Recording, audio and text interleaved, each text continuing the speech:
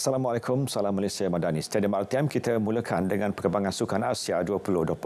Menteri Belia Sukan Hana Yeo bangga dengan kejayaan kontingen negara mencapai sasaran 27 pingat ditetapkan pada edisi kali ini.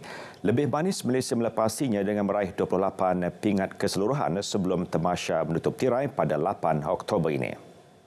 Selain 2 emas dan 1 perak yang dimenangi semalam, sukan karate dan memanah turut menyumbang 1 perak dan 1 gangsa.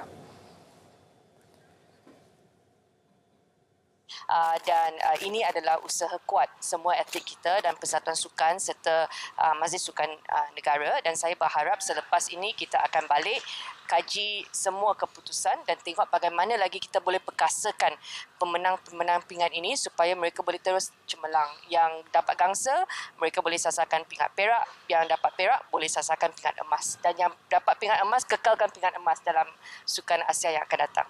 Kita sudah berusaha dalam 2 bulan ini, CDM visit, meeting semua. Maksudnya kita tidak bersia-sia. Dan saya dapati kali ini termasuk media punya tim kita betul-betul berusaha mencapaikan satu sasaran kita adalah 27. Tapi hari ini memang satu hari besar, satu hari yang memang gembira dan betul lah kita dapat 28. Dan emas kita terus sampai 5 emas. Kontingen negara kini telah meraih 5 emas, 6 perak dan 17 gangsa untuk berada di kedudukan ke-14 keseluruhan. Kem skuash negara paling menyelah setakat ini selepas menutup tirai saingan dengan menyumbang 3 emas, 1 perak dan 1 gangsa. 2 emas terakhir semalam disumbangkan pembawa jalur gemilang Siva Sanggari dalam acara persorangan wanita dan Eng En Yao dalam acara persorangan lelaki. Perinciannya bersama Muhammad Zamri Suharani.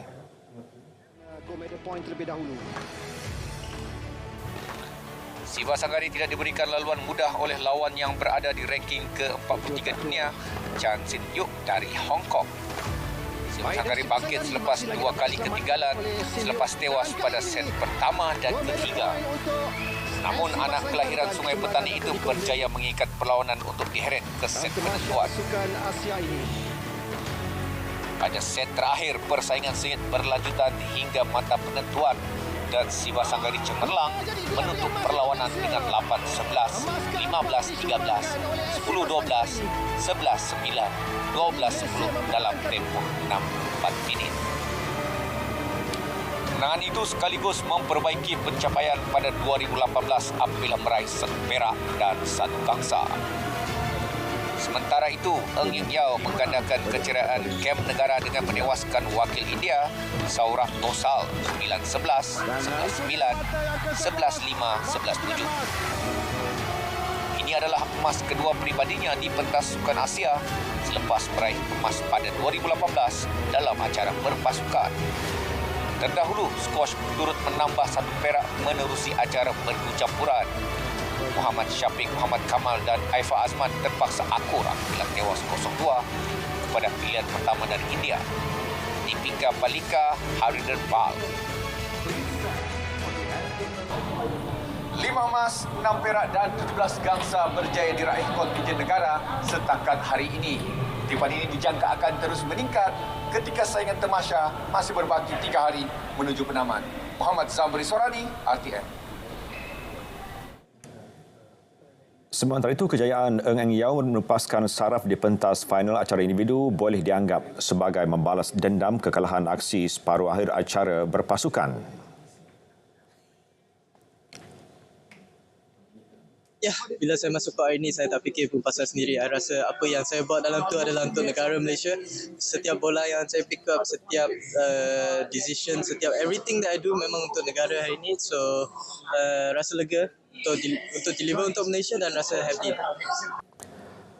Pada edisi 2018 di Jakarta, Palembang, Eng En Yao menjadi sebahagian daripada pasukan yang menghadiahkan pingat emas ke-7 untuk negara. Bagi Siva Sanggari, dia mengakui tekanan sangat kuat dirasai untuk tamasya kali ini apabila diletakkan selaku sandaran dan juga pembawa jalur gemilang. I don't know what to describe. The last time Asians was bronze and silver. To upgrade both the events to gold. I don't know. It's Well, being the flag bearer as well, I had a lot of pressure on me, but it's always an honor. It's always a good feeling to be playing for Malaysia and delivering the gold medal. Atlet karate negara Lovely Ann Robert mendedikasikan pingat perak acara kata individu wanita kepada mendiang ibunya. Atlet berusia 19 tahun itu mengakui sebab namun tetap berbangga dapat menyumbang pingat ke-27 negara pada penampilan sebelumnya di Sukan Asia. Untuk ibu saya yang sudah meninggal 2016 lagi, finally saya dapat naik podium dengan Olimpian. Buktikan kita semua yang saya mampu buatlah sebagai warga negara Malaysia yang wakil pergi Asian ni. Lovely Ann kehilangan ibunya ketika berusia 12 tahun akibat komplikasi otak. Dalam aksi fana, Lovely Ann tewas kepada juara bertahan Kyo Shimizu yang juga kejayaan hat-trick atlet dari Jepun itu di Tamasya Sukan Asia. Pingat gangsa dikongsi atlet dari Filipina dan Hong Kong. Beralih ke saingan badminton Sukan Asia, juara dunia beregu lelaki 2022 Aaron Chia Sowoyik menjadi wakil tunggal negara melangkah ke separuh akhir yang bakal berlangsung hari ini. Gandingan ranking ke-5 dunia itu terpaksa berhempas pula sebelum menyingkirkan wakil tuan rumah Liu Yuchen Wu Xuanyi dalam aksi rubber set. Saingan berlangsung di Gimnasium Binjang itu menyaksikan wakil negara berjaya menyerap tekanan untuk menang set pertama 21-18 namun tewas pada set berikutnya 19-21. Enggan terus berputih mata, Aaron Woyik meningkatkan tempo permainan dan mengungguli set penentuan dengan keputusan 21-18. Wakil negara itu bakal menentang gandingan ranking ketiga dunia Satwik Sairaj Rankireddy Chirag Shetty dari India dalam aksi seterusnya.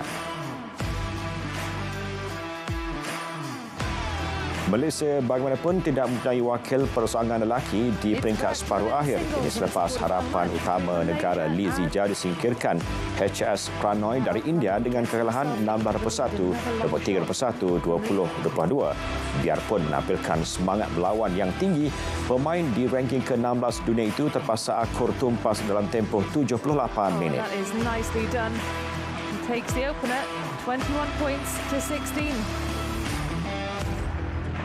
Beregu campuran negara Chen Tangji Toh Ewe turut gagal melangkah ke separuh akhir selepas tewas kepada gandingan tuan rumah Zheng Siwei Huang Yaqiong.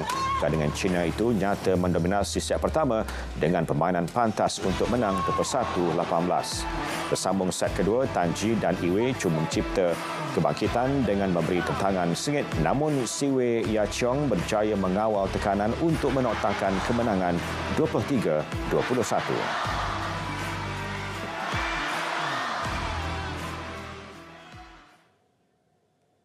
Dan berikut kedudukan pingat Sukan Asia Hangzhou 2022 setakat ini.